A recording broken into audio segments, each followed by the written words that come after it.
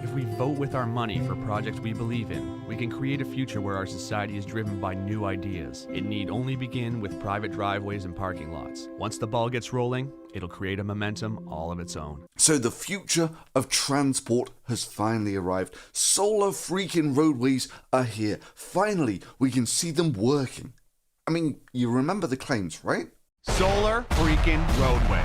What are they? They're solar freakin roadways. Solar freaking roadways. I mean, what a great idea to replace all of the roads in America with smart technology. It's technology that replaces all roadways, parking lots, sidewalks, driveways, tarmacs, bike paths, and outdoor recreation surfaces with solar panels. And not just lifeless, boring solar panels, smart, microprocessing, interlocking, hexagonal solar units.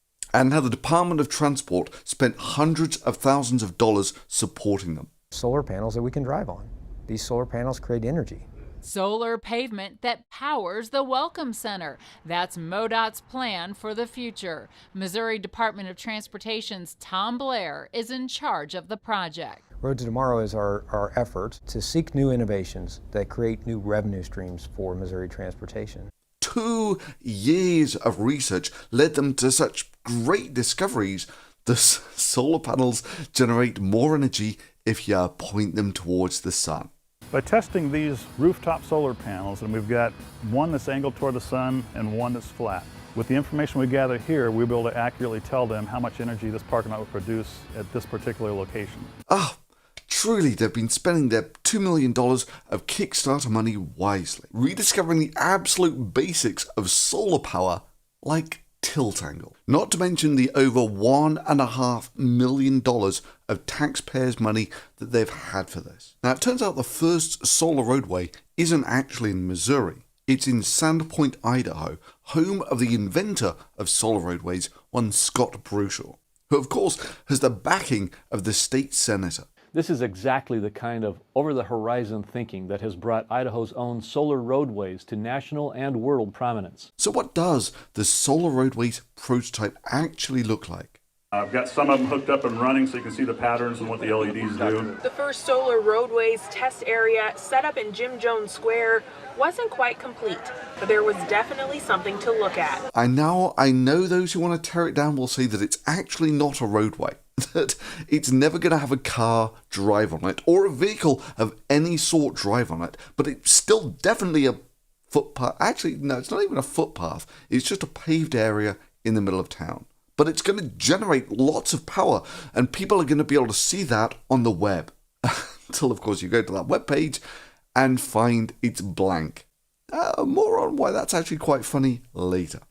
But they light up pretty, of course. I mean, solar roadways can produce over 16 million colours. Just like my $20 multicolored LED lights. Fascinating. Actually, maybe they should rephrase that if they worked, they would produce up to 16 million colours, because all of the ones around the edges don't make any colours. That is, about 18 out of 30 of the panels were dead on arrival. They never produced any light. And that was until, of course, it started raining and another 4 failed. But maybe that's just because it's all filled up with water. Because it looks like they just went and got a tarpaulin or something from Home Depot. This is the very first one, so it's a learning experience. So we've made multiple trips to Home Depot, things we didn't think of, we had to buy the last minute. And then laid all of their tiles down on that tarpaulin without any drainage. And I'm not entirely sure what the hell it is that they've sealed their tiles with, but honestly, looks kind of like duct tape. And yeah, it might be a little bit relevant that the road building skills of the Solar Roadway team hasn't quite progressed to the level yet of laying 30 or so paving slabs in a level fashion, or getting working drainage on it, or simple craftsmanship. But there are still folks out there who think that the fact that they can't even pave a patio-sized pedestrian area is completely irrelevant. These are the genius minds who have thought about road building so much that they're going to completely revolutionize road construction. These wonderful, intelligent people want to begin manufacturing a technology that can power the future of the whole freaking planet. You need to know about this technology. You need to get behind it. You need to share it with everyone you know, because this is actually happening. Whoa! Imagine if the roads we drive on, just like the leaves of a tree, could absorb photons emitted from the sun to generate energy. Sound too good to be true? Well, a small business out of Idaho named Solar Roadways claims to have figured it out. And Missouri's Department of Transportation is taking an interest. Oh yeah, after just 1 week, only about 7.5 out of 30 tiles were still working. That's a 75% failure rate. Hell, they could have just got a couple of dozen boxes of these things. Solar bricks. They're cheap, plus they actually work. Or for an incredible $20, they could have actually gone and got some solar-powered string LED lights. You know, like these. And at least those would have actually been solar-powered. Cause, and this really has to be seen to be believed, the first solar roadway ever actually produces zero energy. Zero. Nada. Zip. It produces nothing. It's a solar-powered roadway that doesn't generate any power. I have concerns about the future. Is this thing even possible? I told you, yes. Solar roadway technology was invented by engineering couple Julie and Scott Broussard in 2006. Two of the sweetest people in the world who met when they were 3 and 4 years old. If only someone could have seen it coming. I mean, your bullshit radar should have been twitching from the second that they claimed that they had this working Solar Roadways prototype, but curiously never showed us how much power it generated. Like, really, if you've actually got a working prototype, well, that's great. Just show us how much power it generates per unit area. Or maybe something simple, like having it run a kettle. That is, all they've done is they've spent hundreds of thousands of dollars to get an illuminated disco floor in the middle of their town square. I mean, damn, if they'd just gone for the $20 LED lights, at least they would have had some genuine solar power in their city. Plus, they would have actually had more strobing patterns to choose from. But hell, even if these things did generate energy, we know from simple geometry that it would only generate about half of the energy of a simple rooftop installation. Let's just say that a solar panel that tracks the sun has a 100% efficiency for comparison. Now, if you don't track the sun, you just have a fixed solar panel, then you lose about half of that potential. That is, your solar panel is now operating only at 50% relative efficiency. And if you light flat on the ground, as you would in, say, a road, you're now down to about 30% efficiency. By the simple act of geometrically laying these panels down flat on the ground, you are throwing away about 60%, 2/3 of their potential power generating capability. But with plan execution like that, maybe it's no wonder that their vision for the future looks like this. Solar panels everywhere, except in the most obvious place of all, which is on the roofs. No, we don't need solar panels on the roof. Let's put them under trees. Because that totally makes sense. Now, you might think that's trite, but nope. They actually want to build a Solar Roadways car park. Yeah, can you talk about, I know everybody is eager to know, when are we going to see cars and trucks driving on Solar Roadways? Can you speak to that? Well, this one and all three of the installation we talked about are not driving surfaces, they're all pedestrian surfaces. It would be open to a parking lot. The problem is you can't produce very many panels a day right now. So for pilots, we're looking for small things. So it would be hard to do an entire parking lot right now. You know, where the cars are parked on top of the solar panels during the day, preventing them from generating any power, then at night, of course, they can gobble up power by lighting up. And of course, it's exactly as Broussard forecast the future to be. Of course you'll be able to see the LEDs during the day. I mean, just look at LED traffic lights or LED billboards. Pah, what do those naysayers know? They're the ones who scoffed at Galileo, scoffed at Copernicus, scoffed at the automobile. We wonder about people who reflexively dismiss our concept without trying to understand it, or go on public forums and attack us. It helps us to remember that there have always been people against change. For some, it's just too scary. They want to just keep things the same. Perhaps they are the descendants of those who argued that the earth was flat, that we didn't need cars because horses worked just fine, told the Wright brothers that they were out of their minds, or insisted that we would never reach the moon. Or perhaps they are the voices of larger entities who now feel threatened by the paradigm shift that is Solar Roadways. And absolutely, their grand opening of their Solar Roadway will vanquish any and all doubts about LEDs not being visible during the day. Oh, that's a shame. Plus, that's the visibility of LEDs during the day, as seen from a favourable high viewing angle, not the low viewing angle that you would normally get during driving. I mean, damn, you can barely see these LEDs when the street lights are still on. If only someone could have seen it coming. Well, let's start with the obvious. There is no way, none at all, that you would be able to see these LEDs under the full, hard sunlight. You know, when these solar panels are meant to be generating the electricity.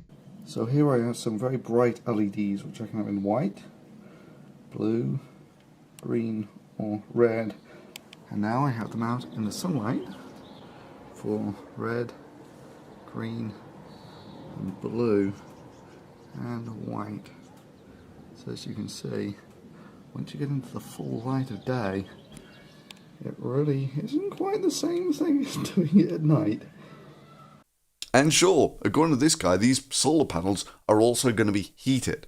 And also contain a heating element to stay above freezing, negating the need for snowplows. No matter how much snow we get, this will be clear. The LEDs will still be shining, still be producing energy.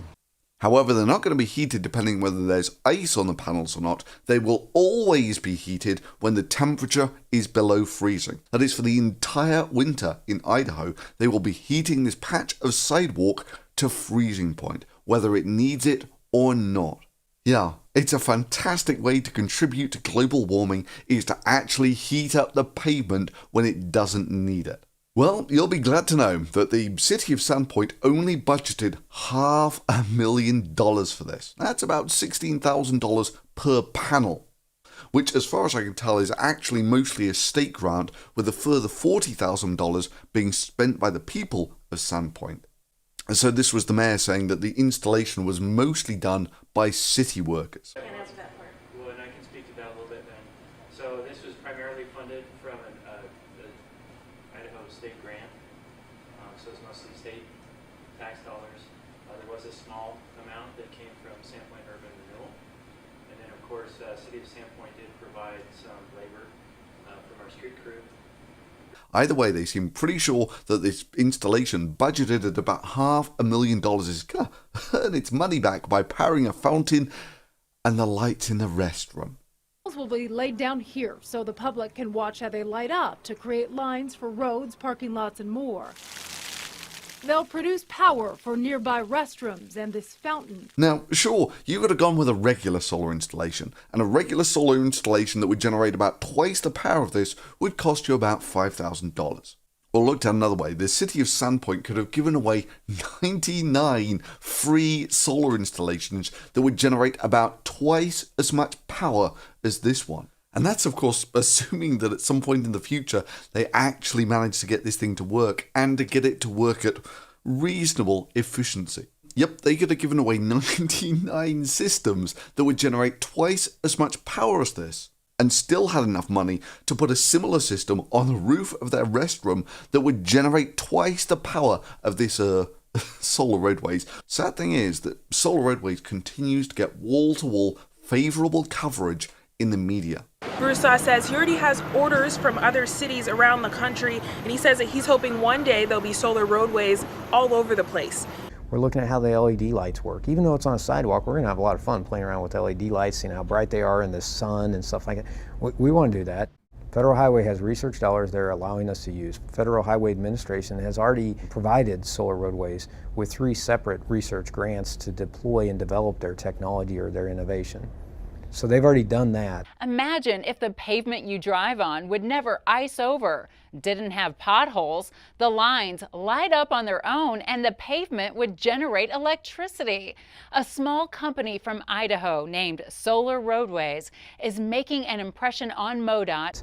And they, Federal Highway, as well as Solar Roadways, are ready to deploy.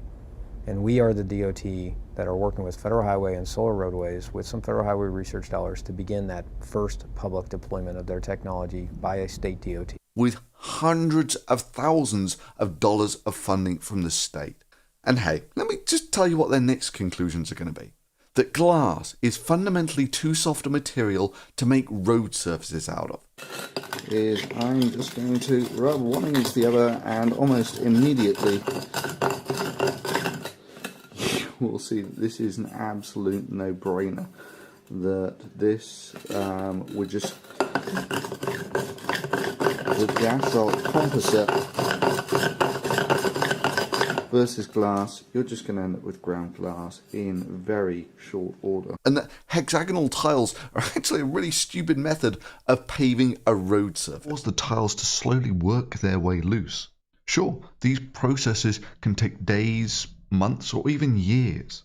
But these are some of the reasons why you've never seen a freeway made out of tiles. Look, blacktop has very good properties for making roads from. And of course, that a car park is just a really dumb place to install a solar roadway. I don't know, maybe they ought to try something like this for the car park. It'll be about 1/100th of the cost. It keeps the rain off your car when it's wet, plus it keeps your car cool on the hot days. And best of all, this would actually be a working solar installation that would actually generate some power. As we actually get the first panels in place, we will launch a crowdfunding campaign. Again, the first state DOT in the country to do something, we're going to launch a crowdfunding campaign. We believe that there's a lot of fans of their products, Solar Roadways, that want to see it deployed. We have seen facts that there's a lot of people that really want to see Route 66. Has anyone seen this video for Solar freaking Roadways? Yeah! I have seen the future, and it is Solar freaking Roadways. Panels in our streets with sensors that can know if someone's crossing the street ahead of you with lights, so it lights up, it says careful, there's an animal, there's a kid, there's a pedestrian. Parking lots that can change their lines. Heaters in them, so you never have to worry about snowplows anymore. Want to save this planet and make it sustainable for your kids and all future generations of life who can look back and say, hey, at least they invented solar freaking roadways? Please follow the link to Indiegogo.com. Meet Scott and Julie Broussard, check out their work, and get informed. This isn't just donating, it's an investment in a real future. Let's do this.